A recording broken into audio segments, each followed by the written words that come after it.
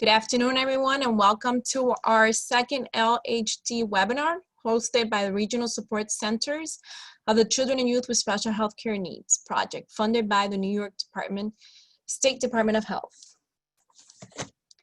So we're going to be introducing Parent-to-Parent Organization of New York State, and our speakers are Michelle Judah and Angela Picardo.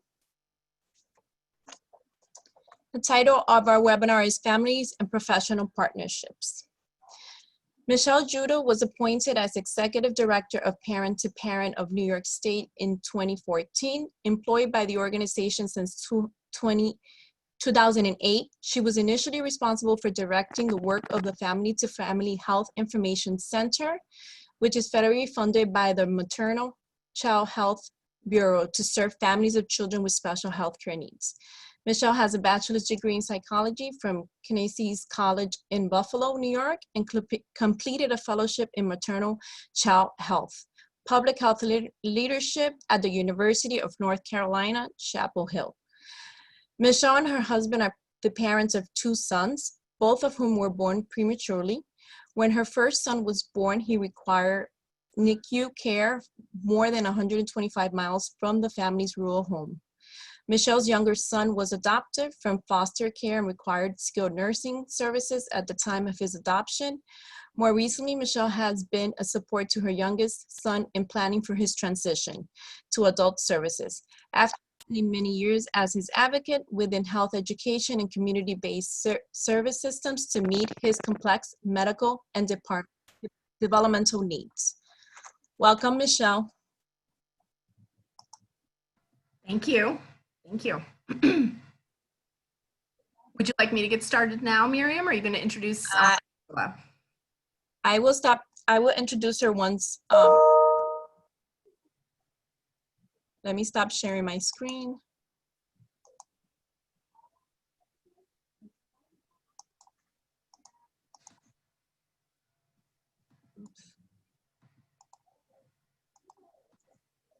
I will introduce her once you're done. Okay. Okay, you can see that okay? Yes. Fantastic. Thanks everybody. Been chatting with a couple of familiar names already in the chat box, because when you started in 2008, you start to acquire some familiar names, thankfully. So it's good to say hi to a couple of you that I haven't talked with once I kind of stopped working directly with families. We appreciated the opportunity to spend a little bit of time with you this afternoon to talk about something that is very important to us, is this idea of productive family and professional partnerships at Parent-to-Parent. I did just skip from our first slide. Hopefully you noticed our organization actually celebrated our 20-year anniversary in 2019. So we have been around for quite a while doing this work, and hopefully, you know, we'll be able to be around for quite a while more. We're all responding to the COVID crisis and what's going on, and fiscal instabilities in regards to that. But we're glad to have the time to be here with you today to talk about this.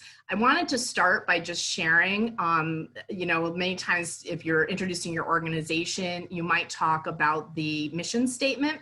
And I really prefer to talk about our value statements at Parent-to-Parent, the things that that really drive the work that we do. You know, and the work we do is in supporting families and connecting families to information so that they can make informed decisions. And we hope that some amount of those families actually are able to kind of go on and be systems shapers, that they help actually drive how the system of care provides services. But what underlies all of that work are these values here. You know, we do believe that parents are a tremendous resource for parents and families, and that peer-to-peer supports are essential to family well-being and positive outcomes. We want to be sure that family caregivers are supported and encouraged to maintain their individual identities and lives. We don't want parents to just be, I'm, Joshua's mom or Emily's father, and always thinking about their identity in terms of that caregiver role. We want them to continue to be full human beings themselves, and able to relate to the other aspects of their lives, including, partners, other children, extended families, their neighbors, and their communities. We want caregivers to be valued in their communities and by service systems. And we think that that's demonstrated by ensuring that they have the supports that they need to meaningfully participate in those systems and in the design of those systems. And we want to make sure that that families and service providers and schools and the medical community, everybody involved works to achieve a positive working relationship, because we do feel that that is critical to the foundation that needs to be in place. We do get funding for people who are interested in that from a variety of sources. As we're speaking today, we have funding from Office for People with Developmental Disabilities, the Maternal Child Health Bureau, which Miriam had mentioned. We have some funding contract that ends in a couple of days from the New York State Developmental Disabilities Planning Council. And Starbridge is a family organization out in Rochester that gets money from the Federal Department of Education to provide supports around special education. And we receive supports from them as well. So how do we provide supports across all of those things? We're doing information and referral for families and professionals. It is not unusual. Some of the names that are familiar are because professionals who work in any field, but including the local children with youth with special health care needs programs, are able to call us for questions. Have we heard of something? Do we have any resources for a family? Is there some way that we can connect and support this family and work together? So professionals are welcome to call us, as are the families directly. We do training and education. We do some specialized parent matches, and our Text for Caregivers program. So let's talk about these a little bit more. So our information referral is what you would think information referral is. We are primarily funded around developmental disabilities through OPWDD, but we do support families who have children with physical, emotional, and behavioral health concerns as well. I had mentioned special education. We do work around access to healthcare, insurance, and then a lot of work around just how to access agency services in New York State. I mean to do that, went a little too fast. Trainings. Right now we're doing everything online, obviously, but we used to be out in the community, but we're now doing our workshops online. We're doing parent meetings online. We've kept a very active presence during COVID. And the trainings that we do really kind of center around these three themes that I have here. It's increasing knowledge around service systems, it's building advocacy skills, and then a third thing, caring for the caregiver. It's one of the things that sets us apart at Parent to Parent as a peer organization. Everyone, who works at Parent to Parent is themselves, the close family member of someone with a disability or a special health care need.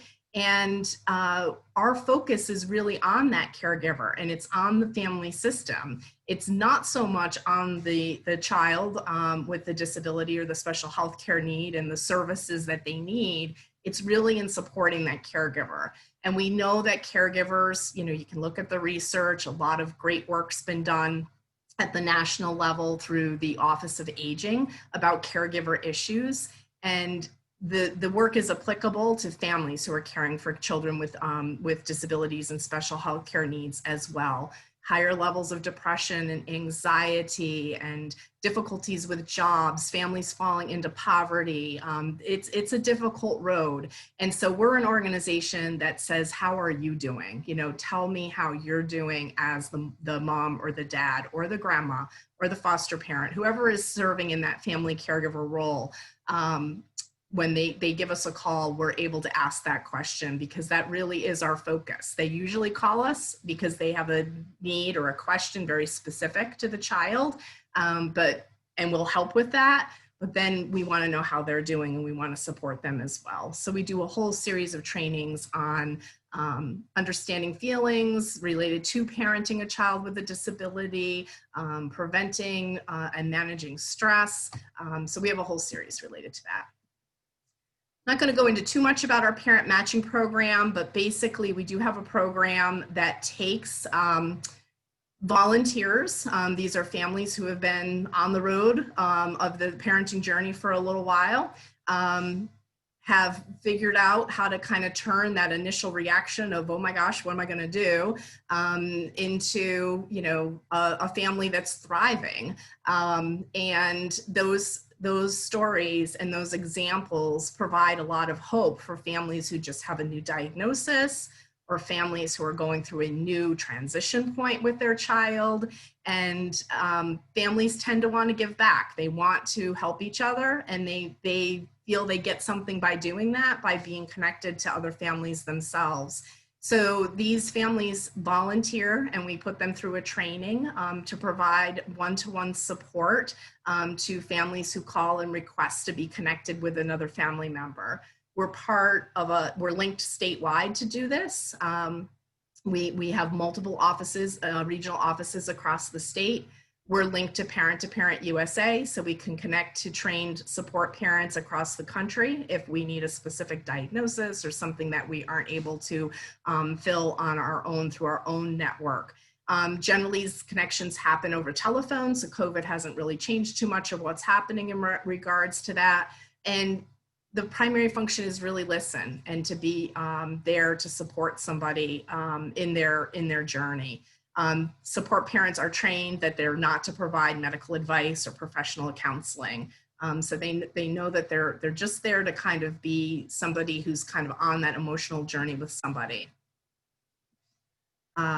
This is some examples of things they do. So that listening environment and a peer-to-peer model, they share information without bias. So they might say, hey, when I was in that situation, this was something I tried. How do you think that might work for you? You know, would that be something you'd like to consider and think about a little bit more?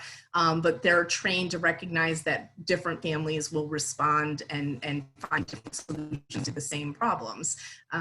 They want to provide encouragement. They don't want to tell families what to do. And they've been, again, trained, and they've got personal experience in really understanding those different stages of adjustment that go along with getting a diagnosis, or again, a new challenge during the transition period, including loss and grieving. And we have families who tell us that we're the only safe place for them to say that they really have grief over their child's diagnosis, or they're sad about that, or when their child was born that they wished that it wouldn't have happened to them. Those are very difficult feelings to talk about, and we provide a safe place for doing that.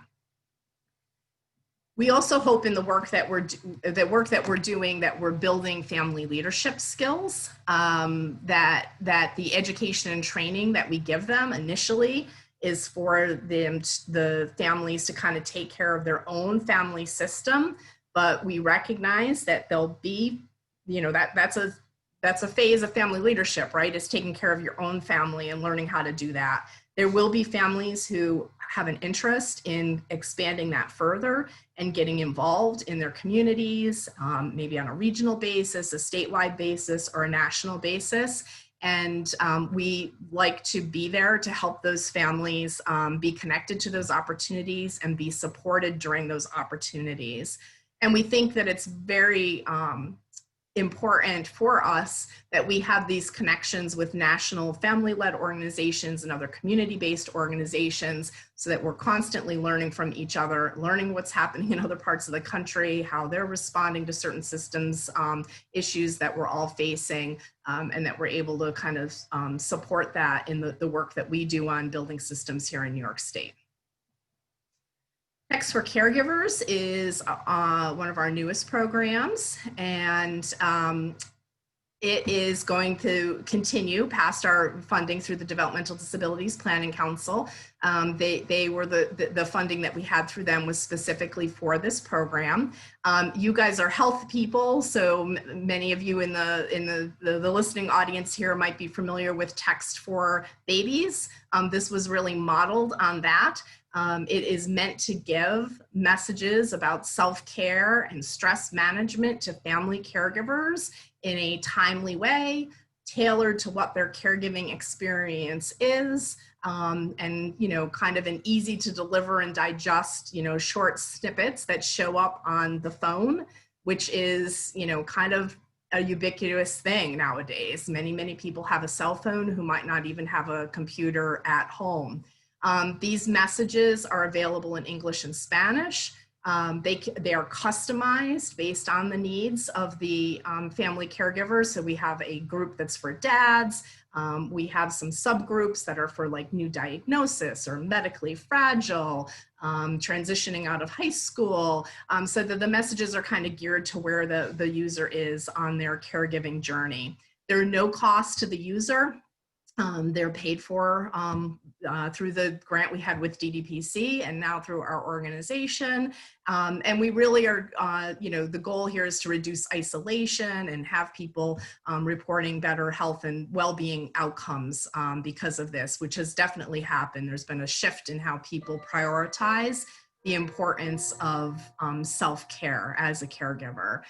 So we're really glad that we're going to be able to continue that program. It's a unique way of being able to kind of message and reach families. So we're happy that it's going to continue with us. So that's a little bit about us. If you're not familiar with Parent to Parent, certainly wanted to start there. And again, kind of be encouraging that hopefully you can see us as a resource in the work that you're doing with families to kind of, you know, stand side by side with you in providing those supports. We really do believe that there is you know, there's room for the professional support that happens through a program like the Children and Youth with Special Healthcare Needs program, through health homes and care management models, whatever that professional support should be. The doctor's office, the primary care, you know, provider is hopefully involved. You know, there's a role for that support to stand side by side with the support that can happen for from a peer-to-peer model, from a family-led and run organization, from people who have kind of lived that experience. And, you know, we do not feel that we are care managers. We don't feel that we are stepping into that role of care manager. We really do feel like we're just there to kind of be able to, again, focus on the needs of the caregiver and do it from a place where we truly understand what their feelings are. One of the things before I get into this next section where I want to talk a little bit about some of the perspectives of the families who may be calling you for help is, you know, I think it's really important to say that, you know, when we're talking with families about the importance of this positive relationship between professionals and the families that they're serving, you know, that we say to the families, you know, that everybody has to recognize the experience that's around the table, or used to be around a table, now it's on a Zoom screen, but the experience that people bring, and that it's true. And we would never say families, you know, become the expert in their child. They see their child in all the settings, all the situations. They know things about the way the child reacts and what's going on with the child that others just aren't going to see. And it's important for professionals to recognize that, but it's equally important for families to recognize that the professional brings something to the table. Very few of us are doctors and, you know, teachers and speech therapists or case managers or a nurse at the local health department. And we have to recognize that people who work within those systems and that handle, the bureaucracies and the access and the how do we fund it kind of questions have some knowledge and things that we have to respect as well. And we have to recognize that we need that information and that we all do better when we're working together. We also tell families, that it is that sense of that partnership that truly makes the difference, and that we have to recognize as family members that there is no one. We might have a bad experience with a professional, but there is no professional. I really truly do not believe this, that there's any professional working anywhere that gets out in bed in the morning with a goal of, I'm going to make, Mary's life miserable today. I want Johnny to not be able to get those services. No, that's not what happens. The people who are in those roles are in those roles because they care deeply about making a positive difference and having an impact. So the reason I say that before I go into this is it's really important for you to know that I realize that you care deeply, or you wouldn't be in doing the work that you're doing. And so please don't be insulted if you feel like some of what I'm about to say is like, well, of course, I understand that. I just do believe that sometimes it helps to hear it, and it might take on a little bit of a deeper meaning to hear the way that families are thinking about some of these things when they call you, with the fears that they have. So parents are stressed, right? Here's this little one that got their head stuck in the chair, and EMT is there, taking their child's head out of the chair. Families have a lot of things happening to them. I did not realize that these had all of these things in here, so sorry about that. So some of the common stressors that get reported are worry about the future, difficult behaviors, financial burdens, finding services, disagreement between the parents. I'll never forget the parent who called me when her son had just been diagnosed with autism, and within 3 minutes of being on the call with her, she was sobbing, and she was talking about how he would never get married, never, drive a car, wasn't going to be able to go to college. The fear just takes over, and it escalates, and it really moves in fast forward. Stress, there's all kinds of stress. One of the things that I think is one of the most difficult stress is the internal stress that we put on ourselves. The talk that we do in our head about what we believe should be happening, how we're perceiving, how we're being treated, what our expectations of what's supposed to be happening are, what our own attitudes are about it. That's a really difficult one to deal with. We all know the stress of like, you're not getting enough sleep. You need to, sleep, more. There's some easier answers sometimes, but parents carry a lot in their head, and it's there when they're talking with you. They often are, plagued with these feelings that they have to be doing more, that they're not doing enough for their child. So, they're researching that new therapy, they're on the phone again, they're advocating for an important program, and every decision feels like it has the weight of the world, that, that again, the child's whole future is going to rest on whether they're successful at getting their child this service, this program, whatever it is that they're worrying about. But one of the things that's always underneath it all, and, does not get expressed a great deal, is that, they're plagued with this feeling that they're to blame, that they are to blame for what has happened. I have 2 boys. One is biologically mine. One is a child that we adopted from foster care. The child biologically mine is our oldest, and he was born early, and I got thrown in that ambulance and taken 125 plus miles away from home. And that's where I was for the next 2 months. And I was a very well-supported, young, relatively young, I was 27 when I had him, young parent, but, I had a good extended family. We had a lot of good connections in our community, I had everything kind of going for me on paper, but I sat in that NICU with that story in my head that I had caused this, that something I did had caused him, to be as sick as he was and in the NICU. And it wasn't something I could express out loud, but it was there all the time. And it was in the middle of every conversation that we were having. And then with Devin, who I didn't give birth to, but and he had much more significant, lifelong disabilities as a result of his prematurity. There was always that question that again, I wasn't doing enough. There was something more. I wasn't effective, and it was causing him problems. So this is always an undercurrent that's there for families that you want to be aware of.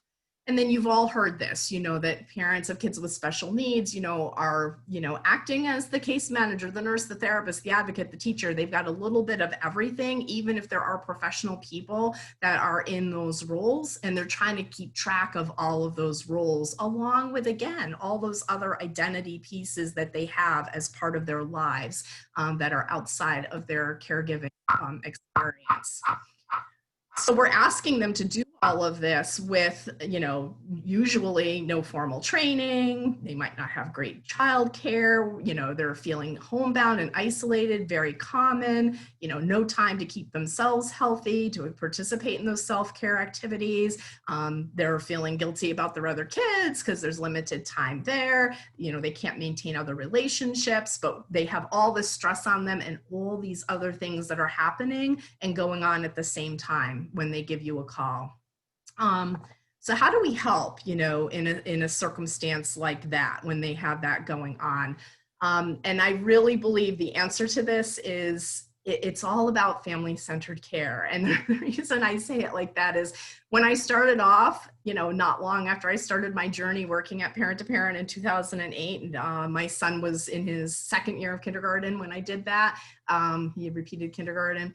And I didn't know anything about any of this stuff. I just was a parent who had a, son who has an intellectual disability and was in and out of the hospital a lot, had many, many surgeries and needed skilled nursing care, and, had learned what I had learned on the journey. And now I'm working within an organization that has funding through the Maternal Child Health Bureau, and I'm trying to learn all these things. So one of the first jargony kind of terms that I heard was family-centered care. And as I learned about that, it made complete sense to me that family-centered care is, the answer and what it's about. And that, that my son with the significant disability, exists within our family system, and that everything that happens with him, is going to impact all the other spokes of that wheel.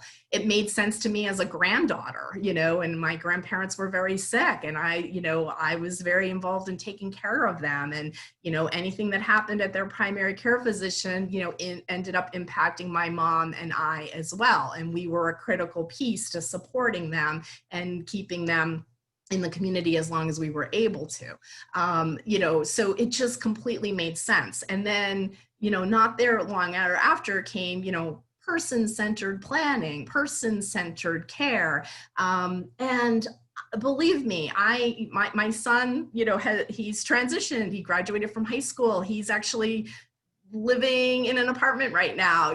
I believe very much in letting him, develop and be the full expression of who he is, having the supports that he needs to be able to do that.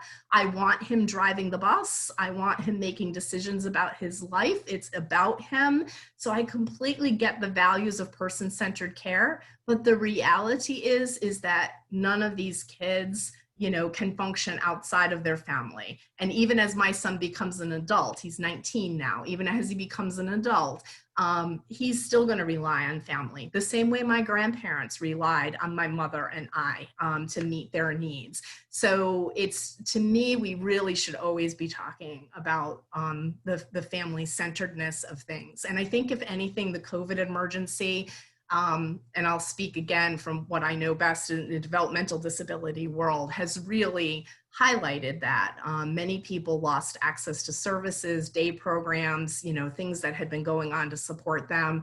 And it was the families who stepped in and were taking care of people at home and meeting those gaps that ended up occurring when everything closed down. And families are foundational to any of our service systems. We have to remember that. I love this picture. I love this too. This is from a family leader in Colorado, Eileen Ferlenza, and she talks about, this is her image, and she talks about families being that horizontal thread, that little red thread that you see through that, through all of the vertical systems that exist. And as much as we've talked about trying to get rid of silos in New York, they are definitely still at play. And in some cases, I think it's even, it's hardening around those silos. There's still places where it's really difficult to get one system to understand what the other system is doing. And who sees that best is the families, because they're a part of all of the systems. So they are, they're experiencing all of it. They're also a really great source of information for you about how a system is how it actually is working on the ground, because oftentimes families don't experience systems the way that the policymakers and the systems designers think they're experiencing them. It might have been designed a certain way, but it doesn't actually work that way on the ground. And usually that's because of, these areas where one system isn't working and cooperating well with the others. So it doesn't come together really well. And it's families who experience that and can talk to you about that.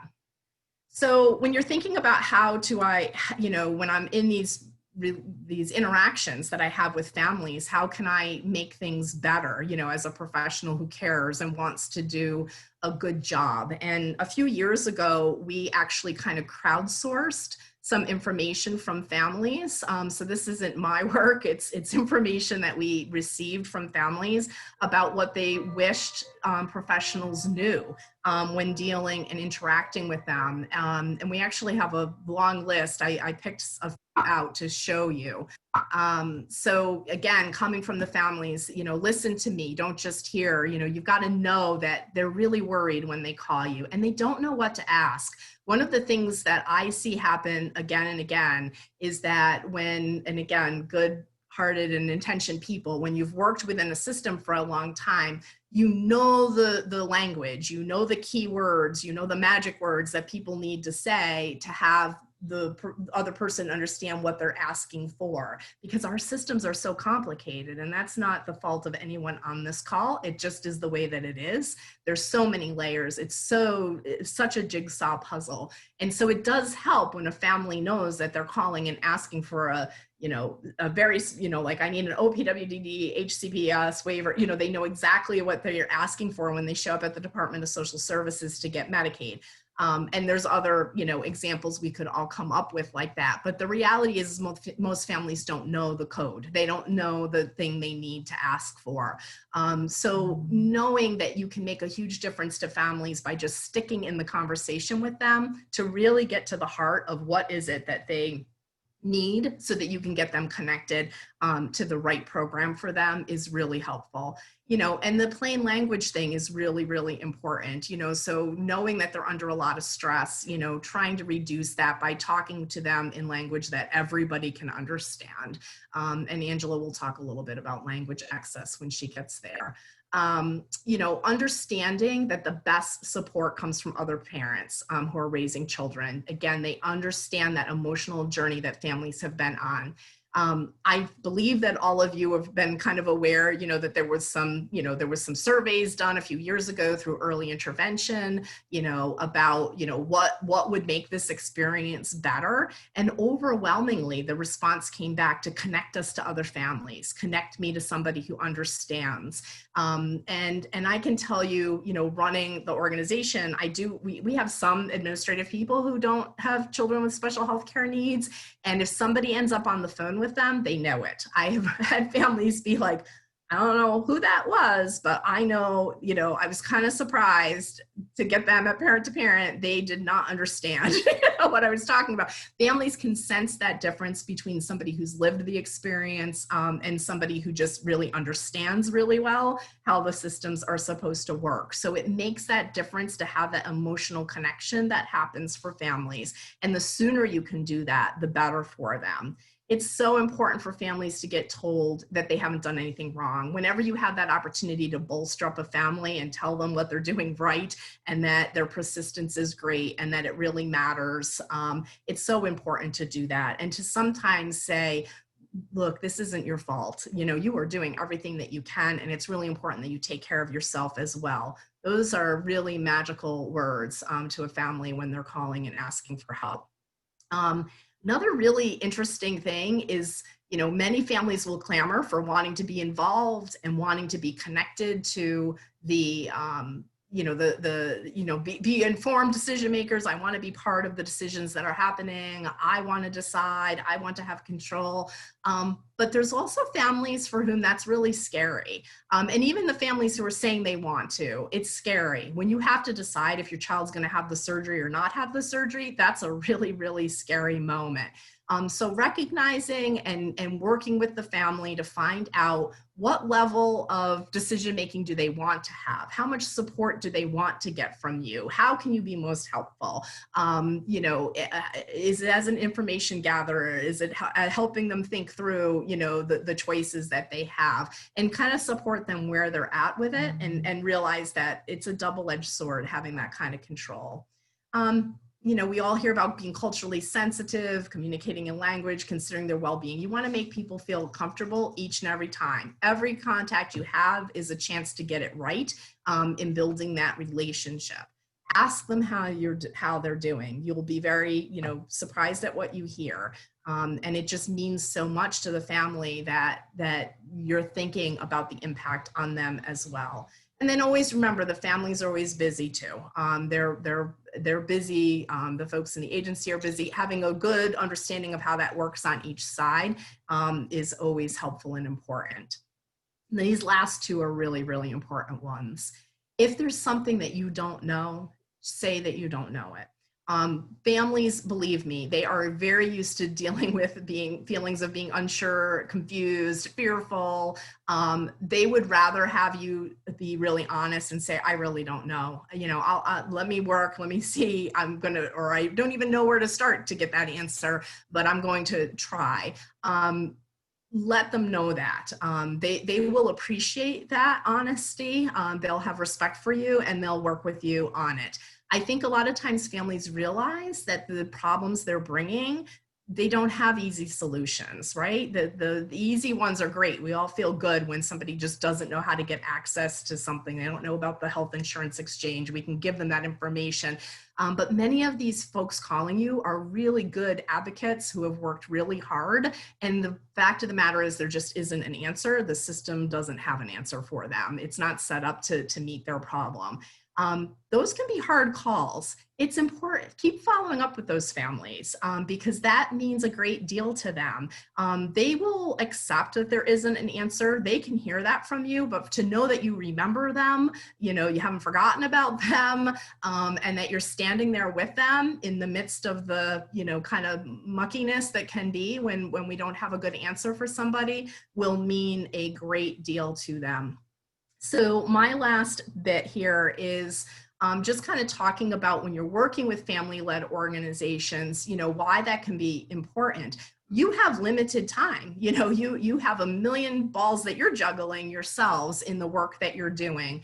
So if you can tap into an organization like ours, and there's other ones out there like ours as well, where there's families who have experience, you're really leveraging years and years. My son's 19 now. I've been at this for a while. We have a lot of people who've been at this for a while. You can be leveraging that experience they have over time and across silos.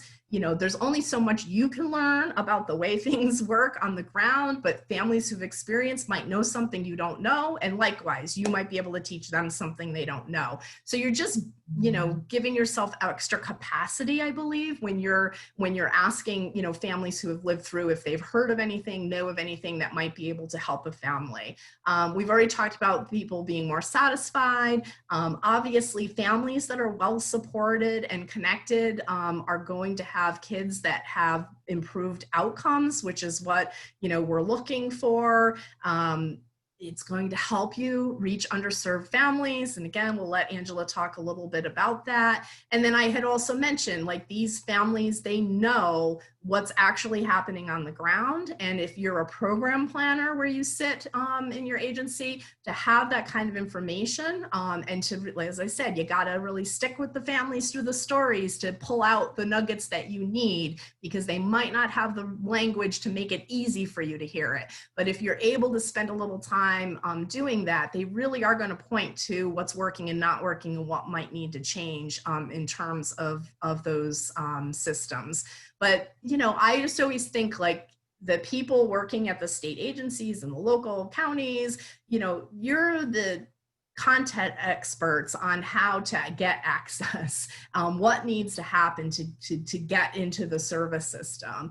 We're the content experts on understanding what it's like to be living without having those answers and with all those fears and concerns that you have. And when you can put those two things together, it works out great. If you can get your families more emotionally supported by connecting them with other families, then you're able to have your calls really focus on the things that you're able to do, help with what forms do you need to fill out, where do they need to be submitted, that type of thing.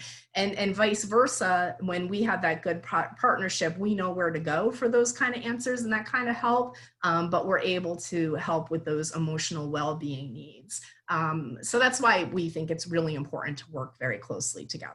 And I'm pretty sure, Miriam, that that's my last slide and that you can go to Angela now. Thank you, Michelle. So now I am going to introduce Angela Picardo. Angela Picardo is the Hispanic Families Coordinator for Parent to Parent of New York State, working both on Text for Caregivers project and as the regional coordinator based on the New York City office.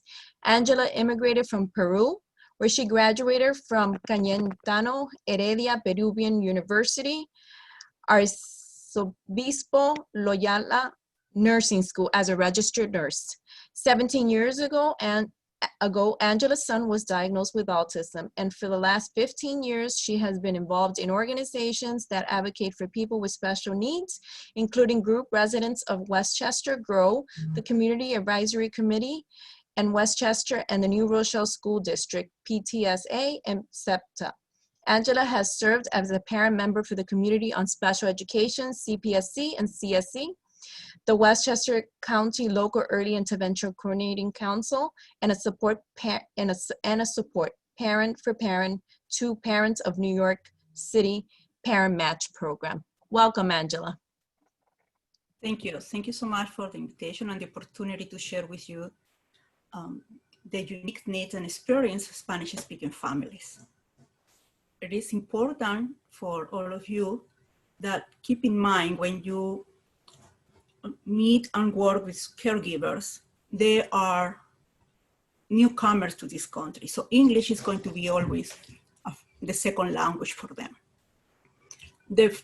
One of the first barriers they are going to find in this country and the lack for information is going to be the language. The language barrier impact the ability to find the needed resources they're looking for in the communities. Don't speak the language. It doesn't mean that the parent doesn't have the ability to learn or understand what are the child needs. So it will be a good resource for them if the professional or the agencies will provide those informations in their original language. I'd like you also keep in mind that immigration affects mental health to the newcomers. That is because the immigration have the stress of adapting to the new culture. This makes them be in high risk for depression and anxious disorders. Immigrants feel many different emotions, and these emotions impact and how they view themselves and their life. Keep in mind that the Spanish-speaking community, it was the community who was affected more for COVID-19, and that impacted the community very hard. They have lost loved ones, they have lost jobs, making it more difficult for them to make a decent living and even provide for the basic needs. What are the tips to improve the experience of Spanish-speaking families? Provide a welcoming environment. Parents may not speak English, but they can read body language. Keep all the forms and information in your office in Spanish.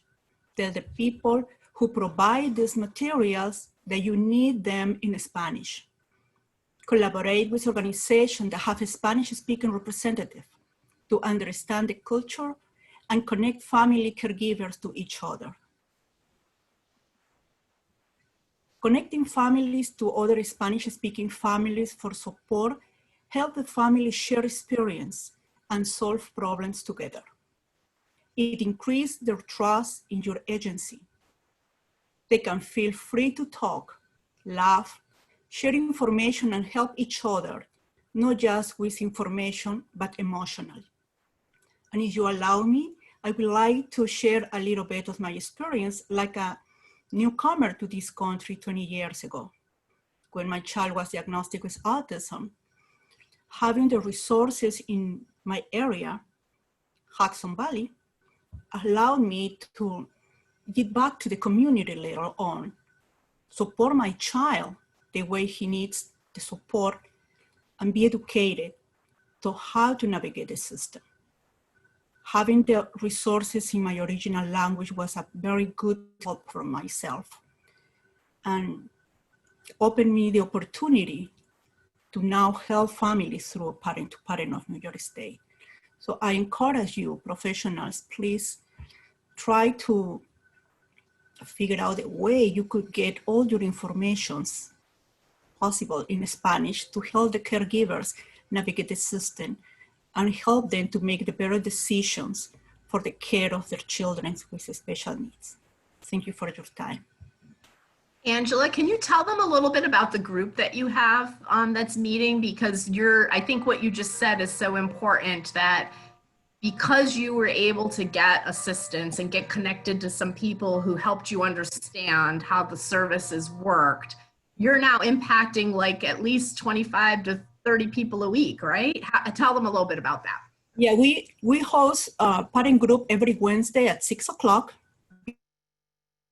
where we have 20 to 25 people every Wednesday.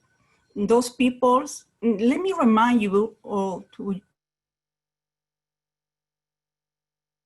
is look for information in Spanish is because they are newcomers. You always keep that in mind. They are not first generation born and raised in America. No, they are newcomers. And for them to come and feel that they are welcoming, having the experience with the parent group on Wednesday, Parents to Parent offer an opportunity for those families. They feel home. That is our goal for the caregivers. Because they're already stressful and they are alone here, doesn't know where to go, don't find the doctor who speak the language, and they have to use interpreters, but they don't feel that they can open their emotions and their concerns freely. Because, hello?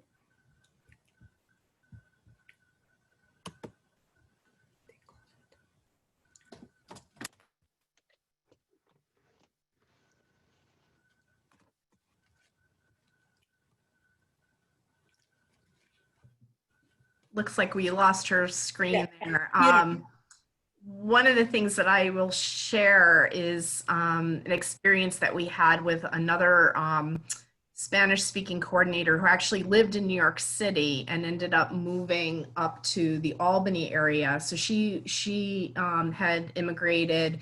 She was in the city. She was actually working as a substitute teacher in the New York City for the school system down there. And I don't remember what caused them to move upstate, but they moved to Albany, and her son was diagnosed with autism not long after they moved. And she talked about how difficult it was for them as a family, because they really could not find any developmental pediatricians or even a primary care provider who was able to talk to them in their language about their son's diagnosis. And she said in the city, they were able to get that. She had some providers who were able to speak with them in Spanish, but not here. And she talked about just how even further isolating, she already felt isolated, not having neighbors, like trying to find people who understood her culture and her language, but then to not be able to get the basic fundamental information that she needed. And then it got even worse when she started trying to learn how to kind of access the service systems, just how, what a trying, difficult experience that was for them. And take all of those fears that any parent has, and those unspoken things that, we already talked about, and then compound it with, I can't get the help because I can't understand. And, and we all use, I think, as a strategy, I know we've used it. I think a lot of people resort to it as like the language line translations, and, that's not always, it's not the same experience as being able to talk directly with somebody who's able to speak right in your language. You have to talk about trust. You have to trust somebody that you've never met on the other end of a phone line to really understand what you're saying when you've never communicated with them before. Trust that they're communicating it well to whoever it is you're trying to speak to, and that they're also communicating well back to you what is being said. It is such a trying situation. And one thing that that Angela mentioned and touched upon there that I think all of us can do, I run the organization, so I understand the budgetary constraints, in terms of translation and interpretation and all of those things that come up. And and there's all the guidelines about, you only have to provide these services up to the reasonableness of what your federal dollars are, right? But I think all of us can do a better job of kind of pushing back to particularly the state agencies about the need to have things in accessible languages, whatever those top, 3 to 6 languages are in the state. Sign language interpretation, that there's particularly right now, because we're talking in COVID period of time, there's been so many upheavals about the way service systems are working and what's open, and where can you still get your basic services, and to not have that information communicated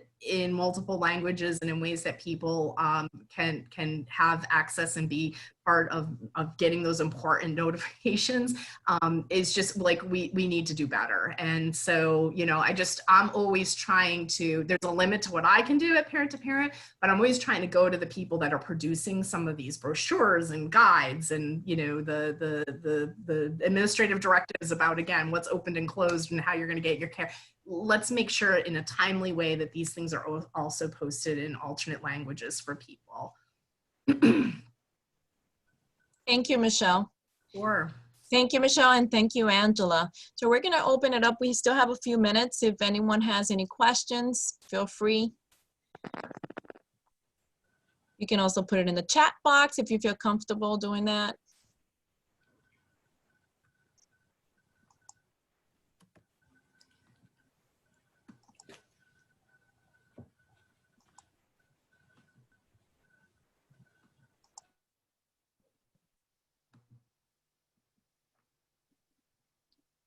Okay, so if no one has any questions, I guess we'll end it here. We'll be sending the recording for this webinar to everyone to participate in. I thank everyone for participating in this webinar today. Here's some contact information. Miriam, can I ask if anybody on the call has worked with Parent to Parent and what the experience has been? People know about us, or? Yes, I believe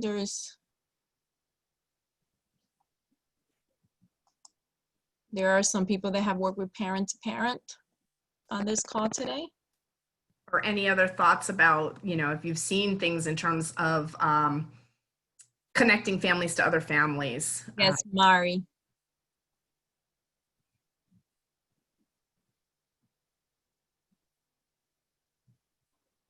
Angela Palmer has said that she's referred families to parent to parent.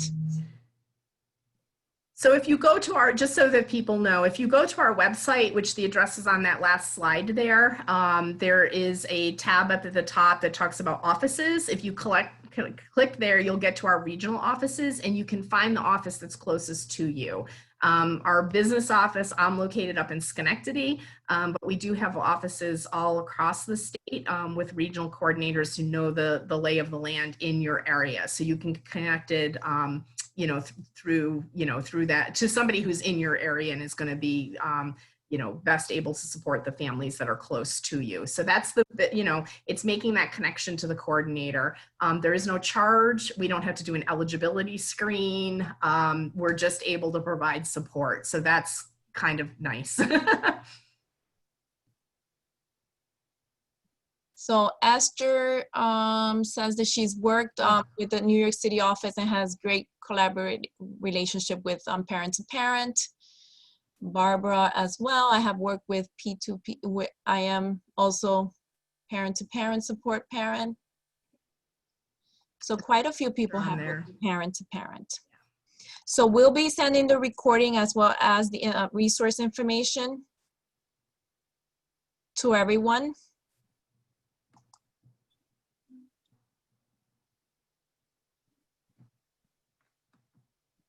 Great. Jane has also given flyers. Okay. So quite a few people on the call have worked with parent to parent. If you have, because I know you said that struggling with meeting needs of families who don't speak English, the group that Angela was talking about meets via Zoom, the platform that we're on right now, every week. And it's just as easy as getting connected to Angela to get people added into that. And she does have a very lively group. I've met with them.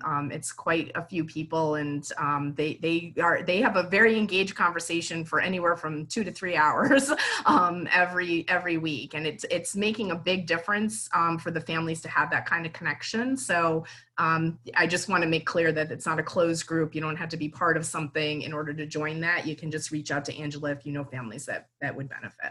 And we'll be sharing that resource as well. Thank you, Michelle. Great. All right. Okay, so thank you everyone for joining us today.